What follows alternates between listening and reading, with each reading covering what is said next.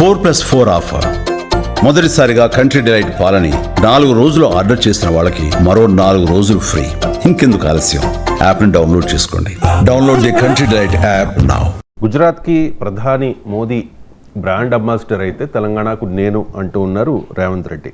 And compare చేస్తూ ఉన్నారు sir, మోదీది test match అయితే నాది T20 అని చెప్పి. సాధారణంగా టెస్ట్ మ్యాచ్ అంటే చాలా స్లోగా బోరింగ్గా ఉంటుంది కదా సార్. T20 అంటే చాలా ఇంట్రెస్టింగ్గా ఉంటుంది చాలామందికి. ఈ పోలిక సరైందేనా? పొలిటికల్ స్టేట్మెంట్ల పైన మనం ఎక్కువగా ఆలోచించకూడదండి. మీకు అందులో కూడా రేవంత్ రెడ్డి అన్నది ఏంటంటే, గుజరాత్కు తీసుకెళ్ళిపోతున్నాడు ప్రధానమంత్రి, మిగతా రాష్ట్రాలకు అన్యాయం చేస్తున్నాడు అన్నది విమర్శ. ఆ విమర్శ సరైందా లేదా అనేది మనం ఆలోచించాలి. రాజకీయ నాయకులు తమ ప్రత్యర్థులను విమర్శించడానికి చాలా, ఇంతకుముందు కూడా చెప్పినట్లు, అట్రాక్టివ్గా మాట్లాడే ప్రయత్నం చేస్తారు. Test match, T20 match, nice, ice, ఇవన్నీ to make people attract. Because politics అనేది అది కదా. పాలిటిక్స్లో ప్రజల్ని ఆకర్షించడం అనేది ఒక ముఖ్యమైన విషయం. ఎలాగైతే మనం టీవీలో ఒక హెడ్లైన్ రాస్తాం, ఒక న్యూస్ పేపర్లో ఒక అట్రాక్టివ్గా హెడ్లైన్ పెడతాం, ఓ యూట్యూబ్లో ఒక థంబ్నెయిల్ పెడతాం, పొలిటీషియన్స్ కూడా ప్రజలను అట్రాక్ట్ చేస్తానని మాట్లాడుతుంటారు. అందులో మనం ఇంటలెక్చువల్ అనాలిసిస్ చేసే ప్రయత్నం చేయకూడదు. వి షుడ్ టేక్ ఇట్ అది పొలిటికల్ స్టేట్మెంట్స్. కానీ ఇంటలెక్చువల్ అనాలిసిస్ చేసే అంశం ఏంటి అంటే, నిన్న రేవంత్ రెడ్డి అన్నది గుజరాత్కు ప్రత్యేకమైన ప్రేమ చూపుతున్నాడు, దేశ ప్రధానమంత్రి అన్ని రాష్ట్రాలకు ప్రధాని అని. గుజరాత్కు మోడల్ అని చెప్తున్నారు. గుజరాత్ మోడల్ నిజంగా దేశానికి ఆదర్శమా? ఈ 2 రకాల క్వశ్చన్లు రేవంత్ రెడ్డి వేశాడు. సో గుజరాత్ మోడల్ ఆదర్శమా అనే క్వశ్చన్కు మీరు, గుజరాత్కు ఉన్న ప్రత్యేకత గుజరాత్కు ఉంది. ఇప్పుడు గుజరాత్కు మీకు ఇన్వెస్ట్మెంట్, దేశంలో ఫారిన్ ఇన్వెస్ట్మెంట్లో గుజరాత్ టాప్ స్టేట్స్లో ఒకటి ఉంటుంది. గుజరాత్, మహారాష్ట్ర. ఇండియన్ ఇన్వెస్ట్మెంట్, దేశీయ పెట్టుబడులు ఆకర్షించడంలో గుజరాత్ టాప్లో ఉంటుంది, డౌట్ లేదు. అంటే ఇండస్ట్రియల్ డెవలప్మెంట్లో, ఇండస్ట్రియల్ ఇన్వెస్ట్మెంట్ను అట్రాక్ట్ చేయడంలో గుజరాత్, మహారాష్ట్ర దేశంలో టాప్ స్టేట్స్. మీకు ఇండస్ట్రియల్ క్రెడిట్ తీసుకున్న, అంటే పరిశ్రమలు పెట్టడానికి తీసుకునే పరపతి రుణాలు తీసుకున్న, Gujarat and Maharashtra account for leading states. కానీ మీకు that it self is not a model. Investment ఒక్కటే మోడల్ కాదు. ఇలా హ్యూమన్ డెవలప్మెంట్ ఇండికేటర్ తీసుకోండి, మీకు literacy, female male ratio, total fertility rate, female education, nutrition, maternal mortality rate, మీకు ఇన్ఫాంట్ మోర్టాలిటీ రేట్, ఇలా మానవాభివృద్ధి, సామాజిక అభివృద్ధి కొలబద్దల్లో చూడండి, గుజరాత్ ఎక్కడా మోడల్ కాదు. Kerala model, Tamil Nadu model. మీకు Kerala is the model, international model Kerala. China కూడా సాధించిన విజయాలు కేరళ సాధించింది. ఇది నేను చెప్పడం కాదు, మీరు అమర్త్య సేన్ ఇండియా డెవలప్మెంట్ అనే పుస్తకాలు చదవండి, United Nations Development Programme UNDP విడుదల చేసేటువంటి హ్యూమన్ డెవలప్మెంట్ రిపోర్ట్ చదవండి, ప్రపంచవ్యాప్తంగా జరిగిన పరిశోధనలన్నీ చూడండి. క్లియర్గా చెప్తున్నది హ్యూమన్ డెవలప్మెంట్, సోషల్ డెవలప్మెంట్లో Kerala model, south India model, కానీ గుజరాత్ మోడల్ కాదు. ఎస్, ఇండస్ట్రియల్ ఇన్వెస్ట్మెంట్లో గుజరాత్ మోడల్, కానీ ఇన్వెస్ట్మెంటే డెవలప్మెంట్ కాదు, ఇన్వెస్ట్మెంటే క్వాలిటీ ఆఫ్ లైఫ్ కాదు. ఇన్వెస్ట్మెంట్ కాదు, క్వాలిటీ ఆఫ్ లైఫ్ అంటే ప్రజలకు విద్య, ఆరోగ్యము, ప్రజలకు గృహవసతి, ప్రజల కనీస అవసరాలు తీయడం, జీవన ప్రమాణాలు, ఇది కదా ప్రాతిపదిక. మీకు ఇక even in terms of investment కూడా మీరు ఉదాహరణకు ఇన్ఫర్మేషన్ టెక్నాలజీ రంగంలో ఉంది. మీకు హైదరాబాద్ ఎక్కడుంది, అహ్మదాబాద్ ఎక్కడుంది, గుజరాత్ ఎక్కడుంది? ఎందుకు మీకు గ్లోబల్ IT ల్యాండ్స్కేప్లో, నాలెడ్జ్ ఎకానమీలో గుజరాత్ రోల్ ఏంటి? మనం గుజరాత్ మోడల్ను తక్కువ చేయడం కాదు, గుజరాత్ మోడల్ పైన ఒక హైప్ క్రియేట్ చేశారు. అది కూడా ఇప్పుడు చేయడం లేదు. 2014లో నరేంద్ర మోడీ గుజరాత్ ముఖ్యమంత్రిగా, ప్రధానమంత్రి పదవికి BJP అభ్యర్థిగా పెట్టినప్పుడు ఆ గుజరాత్ మోడల్ ప్రచారం చేశారు. ఆ తర్వాత ఎప్పుడన్నా గుజరాత్ మోడల్ అంటున్నారా మీరు గమనించండి. BJPయే వదిలేసిందని, ఎందుకంటే BJP కూడా తెలుసు గుజరాత్ మోడల్ అంటే ఓట్లు పడవని. అందుకే మీరు 2014 ఎలక్షన్ల మినహా మళ్ళీ ఎక్కడా గుజరాత్ మోడల్ అని చెప్పలేదు. మీరు తెలంగాణ BJPకి ఓపెన్గా నా సలహా, తెలంగాణలో గుజరాత్ మోడల్, తెలంగాణను గుజరాత్గా చేస్తాం, మాకు ఓటేయండి అని అడగమని ప్రచారం చేయమనండి, నేను చూస్తాను ఏదో ఓట్లు పడతాయో. మేము తెలంగాణను గుజరాత్ చేస్తాం, ఇంకేమద్దు. మీరు ఒకటే మాట, ఒకటే నినాదం ఇవ్వండి. తెలంగాణ వాళ్ళు వెంటనే అడుగుతారు, అయ్యా మీరు IT ల్యాండ్స్కేప్లో ఎక్కడున్నారు, ఫార్మా ఇండస్ట్రీలో గుజరాత్ ఎక్కడుంది, మీకు ఇన్ఫ్రాస్ట్రక్చర్ నేను రేవంత్ రెడ్డి చెప్పాడు కరెక్ట్. అది హైదరాబాద్ ఇన్ఫ్రాస్ట్రక్చర్ అహ్మదాబాద్ ఇన్ఫ్రాస్ట్రక్చర్ చూపెట్టండి. హైదరాబాద్కున్న అవుటర్ రింగ్ రోడ్ అహ్మదాబాద్కు ఉందా? హైదరాబాద్కున్న ఇంటర్నేషనల్ ఎయిర్పోర్ట్ స్థాయి అహ్మదాబాద్కు ఉందా? మరి ఎట్లా గుజరాత్ మోడల్ అనేది హైప్ క్రియేట్ చేస్తే ఏంటి అనేది క్వశ్చన్. దాంతోపాటు మీరు గుజరాత్కి ఇన్ని ఫేవర్ చేస్తున్నారు. నేను రేవంత్ రెడ్డి అడిగిన ప్రశ్న, గుజరాత్లో గిఫ్ట్ సిటీ ఉంది, అనేక కన్సెషన్స్ ప్రభుత్వం ఇచ్చింది. మరి హైదరాబాద్కి ఎందుకు ఇవ్వరు? వైజాగ్కి ఎందుకు ఇవ్వరు? వైజాగ్ను కూడా ఇప్పుడు చంద్రబాబు నాయుడు ఫిన్టెక్ వ్యాలీగా, ఫైనాన్షియల్ టెక్నాలజీ వ్యాలీగా డెవలప్ చేద్దామంటున్నారు. మీరు గిఫ్ట్ సిటీలో ఇచ్చినటువంటి ఇన్సెంటివ్స్, గుజరాత్లో గిఫ్ట్ సిటీకి ఇచ్చిన ఇన్సెంటివ్స్ మా విశాఖపట్నానికి ఎందుకు ఇవ్వరు? అది మా ఫిన్టెక్ వ్యాలీగా మా చంద్రబాబు నాయుడు అభివృద్ధి చేస్తానంటున్నాడు. ఏం తెలుగువారు ఎందుకు తక్కువ? మేము అడుగుతున్న ఒకటే సింపుల్, హైదరాబాద్ అంటే పోనీయండి, హైదరాబాద్ అంటే డెవలప్డ్ సిటీ, నేను విశాఖపట్నానికి ఇవ్వంటున్నాను, లేదు మా అమరావతికి ఇవ్వండి. మీరు గిఫ్ట్ సిటీకి ఇచ్చినటువంటి కన్సెషన్స్లో 100% కూడా ఒక 10% ఇవ్వండి అమరావతికి, ఓ 10% విశాఖపట్నం కూడా ఇవ్వండి. జస్ట్ 10% అడుగుతున్నాను నేను. నరేంద్ర మోడీ గిఫ్ట్ సిటీకి ఇచ్చిన ఇన్సెంటివ్స్లో 10% విశాఖపట్నం ఫిన్టెక్ వ్యాలీకి ఇవ్వండి, 10% అమరావతికి ఇవ్వండి. తెలుగువారికి ఒక అందమైన రాజధాని వస్తుంది కదా అమరావతిలో. ఈ ప్రశ్నకు ఆన్సర్ చెప్పమని అడుగుతున్నాం మేము.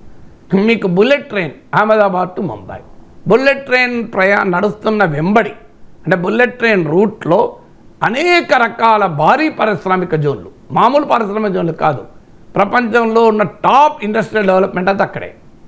ఎందుకు మా విజయవాడ విశాఖపట్నం మధ్యలో ఎందుకు జరగదు ఇది? ఎందుకు చెన్నై మీకు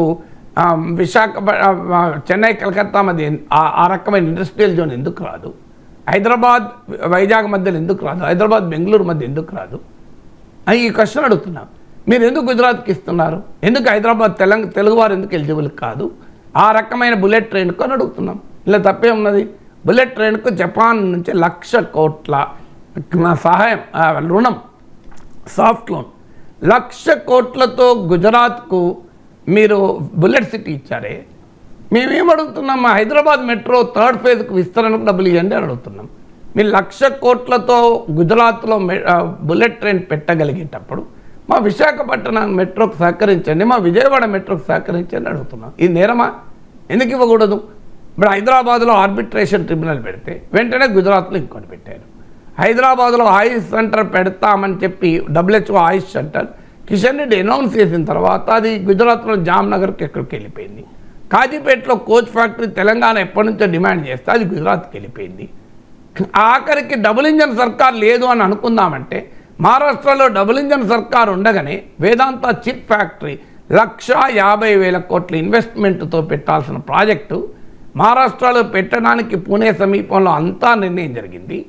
దాన్ని తీసుకెళ్ళి గుజరాత్ పట్టుకెళ్ళారు. ఎందుకు పట్టుకెళ్ళారు? దానికి 33,000 కోట్ల కేంద్ర ప్రభుత్వ రాయితీలు ఉన్నాయి. మహారాష్ట్రలో పెడతామన్నంత కాలం కేంద్ర ప్రభుత్వం రాయితీలు అనౌన్స్ చేయలే. ఇక తప్పదై ఆ రాయితీల కోసం వేదాంత గుజరాత్కు వెళ్తామని ప్రకటించిన వారం రోజుల్లో 33,000 కోట్ల ఇన్సెంటివ్స్ ఇచ్చారు. మీరు కావాలంటే గూగుల్లో వేదాంత ప్రాజెక్టును చూడండి, మీకు వస్తుంది. నేను చెప్పేది అబద్ధమైతే. అంటే డబుల్ ఇంజన్ సర్కారే మహారాష్ట్రలో, మరి ఎక్కడ ఉన్నది కూడా. మరి ఎందుకు పెట్టలేదు? దీనికి ఆన్సర్ ఉండాలి కదా. అయ్యా మహారాష్ట్రకి అన్యాయం చేసి గుజరాత్కు లాభం చేశారు కదా. పోనీ గుజరాత్కే ముందే వస్తుంది అనుకుంటే తప్పులేదు, గుజరాత్ కూడా ఈ భారతదేశంలో భాగం. కానీ మహారాష్ట్రలో పెడతామని డిసైడ్ అయ్యి చిప్ ఫ్యాక్టరీ, మామూలు ఫ్యాక్టరీ కూడా కాదు, మీరు దాన్ని గుజరాత్కి ఎందుకు తీసుకెళ్లారు? 33,000 కోట్ల రాయితీలు గుజరాత్కు వెళ్తాము అని ప్రకటించేంత వరకు కేంద్ర ప్రభుత్వం రాయితీలు ఇవ్వలే. గుజరాత్కు వెళ్తామన్నాక రాయితీలు ఇచ్చారు. సో ఇలాంటి ఉదాహరణలు మీకు కళ్ళ ముందు కనబడుతున్నాయి కదా. దీన్నే ఇప్పుడు రేవంత్ రెడ్డి ప్రశ్నించారు, తప్పేముంది? సో దేశ ప్రధాని గుజరాత్కి అంబాసిడర్గా కాదు, దేశానికి అంబాసిడర్గా ఉండాలి, భారతదేశం మొత్తానికి ప్రధానమంత్రిగా ఉండాలి. ఆఖరికి ఆస్కార్ ఫిలిమ్స్లో కూడా అన్యాయం అంటే ఎట్లా? ఆస్కార్కు ఏ సినిమా నామినేట్ చేశారు? ఏ సినిమాకి ఆస్కార్లో ప్రశంసలు వచ్చాయి? చెల్లో షోను నామినేట్ చేసింది భారత ప్రభుత్వం. భారత ప్రభుత్వం నామినేట్ చేసిన కనుక RRRకు రాలే. ఎందుకంటే ఇండియన్ గవర్నమెంట్ సినిమాకి రావాలంటే అఫీషియల్ నామినేషన్ ఉండాలి. ఆఖరికి మన నాటుకు ఆస్కార్ అవార్డు వచ్చింది. చెల్లో షోకి ఏమొచ్చింది చెప్పండి? చెల్లో షో అన్నది కనీసం ప్రపంచ సినిమా రంగంలో ఎక్కడన్నా విన్నా మా పేరన్నా? మరి భారత ప్రభుత్వం చెల్లో షో నామినేట్ చేసి మన RRR వదిలేస్తే RRR కష్టపడి ఆస్కార్ అవార్డు తెచ్చుకున్నది. ఆస్కార్ అవార్డులో కూడా గుజరాతే అంటే ఎట్లా? అన్యాయం కదా ఇది. ఆస్కార్ అవార్డులో కూడా మీకు పర్ఫార్మెన్స్ చూపెడుతుంది కదా, ఆస్కార్ను దున్నేసింది కదా. ఇంటర్నేషనల్ ఫిలిం ఫెస్టివల్స్లో ఎక్కడ చెల్లో షో పేరిన వాళ్ళే మనకు. మీరు కావాలంటే గూగుల్లో కొట్టండి, awards for Chhello Show, awards for triple R కొట్టండి, మీకు కంపారిజన్ తెలుస్తుంది. మరి భారత ప్రభుత్వం ట్రిపుల్ ఆర్ని ఎందుకు రికమెండ్ చేయదు, ఎందుకు చెల్లో షోని రికమెండ్ చేస్తుంది? ఇది నేను ఆరోపిస్తలేను, ఇది రియాలిటా కాదా? International award film award for triple R, film award for Chhello Show అని కొట్టండి. ఎక్కడైనా చెల్లో షోకి ఎన్ని అవార్డులు వచ్చాయి, ట్రిపుల్ ఆర్కి ఎన్ని అవార్డులు తెలుస్తాయి. మరి అలాంటప్పుడు చెల్లో షో ఎందుకు అఫీషియల్ ఎంట్రీ అయింది, ఎందుకు ట్రిపుల్ ఆర్ కాలేదు? అంటే ఇలా ఈ ప్రశ్నలు ఎందుకు అడుగుతున్నారంటే, prime minister is the prime minister for the country. గుజరాత్కు 25 మంది ఎంపీలు ఇస్తే తెలంగాణ 8 మంది ఎంపీలు ఇచ్చింది, తెలంగాణ ఇవ్వలేదు ఎంపీలని. సో మరి ఎందుకు మాకు చెయ్యరు అని అడుగుతున్నాను. దీనికి ఆన్సర్ ఉండాలి కదా. ఎందుకు హైదరాబాద్కి ఐఏఎం ఇవ్వరు? దేశంలో అనేక చోట్ల ఇండియన్ ఇన్స్టిట్యూట్ మేనేజ్మెంట్ ఇచ్చారు కదా. హైదరాబాద్లో మీకు మల్కాజ్గిరి సీట్ బీజేపీకి వచ్చింది, సికింద్రాబాద్ సీట్ బీజేపీకి వచ్చింది. ప్రపంచంలో యూ నేమ్ ఎనీ మల్టీనేషనల్, నీకు టాప్ గూగుల్, యాపిల్, మైక్రోసాఫ్ట్, మీకు ఏ టాప్ కంపెనీస్ అన్నది తీయండి, మీకు హైదరాబాద్లో దానికి ప్లేస్ ఉంటుంది. అమెరికా తర్వాత అతిపెద్ద క్యాంపస్లు హైదరాబాద్లోనే ఉన్నాయి. మరి అలాంటి హైదరాబాద్లో ఇన్స్టిట్యూట్ మేనేజ్మెంట్ ఉండకూడదా? హైదరాబాద్ని మించినటువంటి గ్లోబల్ క్యాపిటల్ ఇన్వెస్ట్మెంట్ సెంటర్ ఎన్ని ఉన్నాయి దేశంలో? మరి ఐఏఎం మీరు ఎక్కడో చిన్న చిన్న స్టేట్లలో పెడతారు, రాంచీలో పెడతారు, ఇంకో చోట చిన్న చోట్లలో పెడతారు, డెహ్రాడూన్లో ఉన్నట్టుంది. హైదరాబాద్ ఉండదు ఐఏఎం. నేను ఇది ఎమ్మెల్సీగా ఉన్నప్పటి నుంచి డిమాండ్ చేస్తున్నాను, ఎందుకు హైదరాబాద్లో ఐఏఎం ఉండదు? నేషనల్ ఇన్స్టిట్యూట్ ఆఫ్ డిజైన్స్ అహ్మదాబాద్లో ఉంటుంది, హైదరాబాద్లో ఎందుకు ఉండదు? ఐఏఎం మీకు అహ్మదాబాద్లో ఉంటుంది, హైదరాబాద్లో ఎందుకు ఉండదు? హైదరాబాద్ ఏ రకంగా అహ్మదాబాద్తో పోలిస్తే ఈ ఐఏఎంకు ఎలిజిబుల్ కాదో నాకు చెప్పండి ప్లీజ్. బీజేపీ నాయకులను రిక్వెస్ట్ చేసేదంటే, అహ్మదాబాద్తో పోలిస్తే హైదరాబాద్ ఎందుకు ఐఏఎం రావడానికి ఎలిజిబుల్ కాదో చెప్పండి. మేమేమడుగుతున్నాం, మీ ఎంపీల్ని గెలిపించుకున్న సిటీ కదా. హైదరాబాద్లో నుంచి 2 ఎంపీలు వచ్చారు కదా. మా కరీంనగర్లో ఎందుకు IIIT ఇవ్వరని అడుగుతున్నాం. మా బండి సంజయ్ రిప్రజెంట్ చేసే సీట్ కదా. దీనికి ఎందుకు IIIT ఇవ్వరు? దేశమంతటా ఇస్తారు, ఎందుకు ఇవ్వరు కరీంనగర్లో ఒక IIIT? దీనికి ఆన్సర్ ఉండాలి కదా అని అడుగుతున్నాం. సో అందువల్ల ఎక్కడ అడుగుతున్నామంటే, మీరు తెలంగాణకు ఒక్క జాతీయ ప్రాజెక్ట్ హోదా ఎందుకు ఇవ్వరు? పక్కన ఎగువన కర్ణాటకలో బీజేపీ ప్రభుత్వం ఉన్న సమయంలో అప్పర్తుంగా అనుకుంటా ఆ ప్రాజెక్టుకు, అంటే తెలంగాణకు అన్యాయం చేసే ప్రాజెక్టుకు జాతీయ హోదా ఇచ్చారు. మరి తెలంగాణలో ఒక్క ప్రాజెక్ట్ ఎందుకు ఇయ్యారు జాతీయ హోదా? ఆంధ్రప్రదేశ్ కంటే పోలవరం విభజన చట్టం ద్వారా వచ్చింది. రాష్ట్రానికి ఒక జాతీయ ప్రాజెక్టు ఉండదా? తెలంగాణ భారతదేశ ఎకానమీకి కంట్రిబ్యూట్ చేయడం లేదా? ఎందుకు ఎవరు? మీకు information technology investment region UPA ప్రభుత్వం ఇచ్చింది, అద్భుతమైన ప్రాజెక్ట్, 2 లక్షల కోట్ల పెట్టుబడులు తీసుకొచ్చే ప్రాజెక్ట్. అది ఈవెన్ డాక్టర్ లక్ష్మణ్ ఆ రోజు బీజేపీ రాష్ట్ర అధ్యక్షుడిగా అప్పటి ఐటీ మంత్రి రవిశంకర్ ప్రసాద్ రిప్రజెంటేషన్ ఇచ్చాడు, మాకు ఇన్ఫర్మేషన్ టెక్నాలజీ ఇన్వెస్ట్మెంట్ రీజన్ ఇవ్వండి అని. మీరు గూగుల్లో కొట్టండి, వస్తుంది. Doctor Laxman representation on information technology investment region to union IT minister Ravi Shankar Prasad అని వస్తుంది. డాక్టర్ లక్ష్మణ్ అడిగాడు, మేము అడిగింది కాదు కదా. మరి అది ఎందుకు రద్దు చేశారు? అంతకన్నా వేరే మంచి ప్రాజెక్ట్ ఇస్తామన్నారు, ఏమిచ్చారు చెప్పండి? 2 లక్షల కోట్ల పెట్టుబడులు హైదరాబాద్కు ఒక మణిహారంగా ఉండేది, దాన్ని ఎందుకు రద్దు చేశారు? సో ఈ ప్రశ్న తెలంగాణ ముఖ్యమంత్రిగా రేవంత్ రెడ్డి అడిగితే అడగాల్సిన ప్రశ్నలే కదా. ఆంధ్రప్రదేశ్ ముఖ్యమంత్రి అన్ఫార్చునేట్లీ బీజేపీతో కలిసి ఉండడం వల్ల ప్రత్యేక హోదా గురించి మాట్లాడలేదు రిపబ్లిక్ కాంక్లేవ్లో. విశాఖపట్నం ఫిన్టెక్ వ్యాలీకి గిఫ్ట్ సిటీ ఇలాంటి కన్సెషన్స్ ఇవ్వమని అడగలేదు, అమరావతికి కన్సెషన్స్ ఇవ్వమని అడగలేదు. కనీసం అమరావతికి 50,000 కోట్లు ఇవ్వాలి, అమరావతికి అని అడగలే. అమరావతికి ప్రపంచ బ్యాంక్ నుంచి అప్పులు ఇప్పిస్తే సంతోషపడుతున్నారు. అన్ఫార్చునేట్ చంద్రబాబు నాయుడు రిపబ్లిక్ కాంక్లేవ్లో మాట్లాడి చూశాను నేను, రేవంత్ రెడ్డి ఇండియా టుడే కాంక్లేవ్లో మాట్లాడి చూశాను. పాలిటిక్స్ ఎలాగైనా ఉండనియండి, అస్తమానం మోడీని పొగడంతోనే సగం. చంద్రబాబు నాయుడు రిపబ్లిక్ టీవీలో ఎన్నిసార్లు మోడీని పొగడాలో అన్నిసార్లు పొగిడాడు, కానీ ఒక అమరావతికో 50,000 కోట్లు ఇవ్వాలి అని ఎందుకు అడగడు? ఇదే మోడీని వ్యతిరేకించడం కాదు కదా. అమరావతికి 50,000 కోట్లన్నా ఇవ్వాలి, 5 ఏళ్లలో ఏడాదికి 10,000 కోట్లు. ఎందుకంటే సీమాంధ్ర ప్రజల అభిష్టానికి భిన్నంగా కదా మీరు రాష్ట్రాన్ని విభజించింది. అడిగారా వాళ్ళు ఆంధ్ర ప్రజలు? అడగకపోయినా మీరు విభజించారు పార్లమెంట్లో చట్టం చేసి. ఓ రాజధాని లేదు, హైదరాబాద్ లాంటి ఒక వైబ్రెంట్ క్యాపిటల్ కోల్పోయారు. ఏంటి అమరావతికి 48 లక్షల కోట్ల బడ్జెట్ అండి, ఓ 10,000 కోట్లు ఇవ్వరా అది అమరావతికి? అని మీరు బీహార్కి ఇస్తున్నారే బడ్జెట్లో చూడండి, బీహార్ ఎన్నిసార్లు పేర్కొన్నారు, ఎన్నిసార్లు బీహార్ పేర్కొన్నారు. బీహార్కు బుద్ధిస్ట్ సర్క్యూట్ ఇచ్చారు. ఏం హైదరాబాద్కి ఆంధ్ర తెలంగాణ కలిపితే బ్రహ్మాండమైన బుద్ధిస్ట్ సర్క్యూట్ అవుతుంది కదా. నాగార్జునకొండ నుంచి మొదలుకొని అమరావతి వరకు కాలచక్ర మహాసభలు జరిగిన పవిత్ర భూమి కదా అమరావతి. మీకు నా దలైలామా వచ్చి బౌద్ధ మత కాలచక్ర సభలు జరిగినాయి కదా అమరావతిలో. మరి అమరావతికి నుంచి మీరు నాగార్జునకొండ వరకు బ్రహ్మాండమైన బుద్ధిస్ట్ సర్క్యూట్ ఇవ్వచ్చు. బుద్ధిస్ట్ సర్క్యూట్ బీహార్లోనే బౌద్ధ మతం ఉన్నది, తెలంగాణ తెలుగు నాట లేదా బౌద్ధ మతం? ఎందుకు ఈ డిఫరెన్స్? ఇది ఎందుకని అడుగుతున్నాం మేము.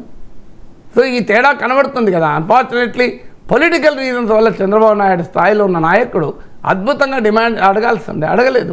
రేవంత్ రెడ్డి అడిగాడు, మంచిదే కదా. తెలుగువారిలో ఎవరో ఒక ముఖ్యమంత్రి అడిగితే మంచిదే కదా.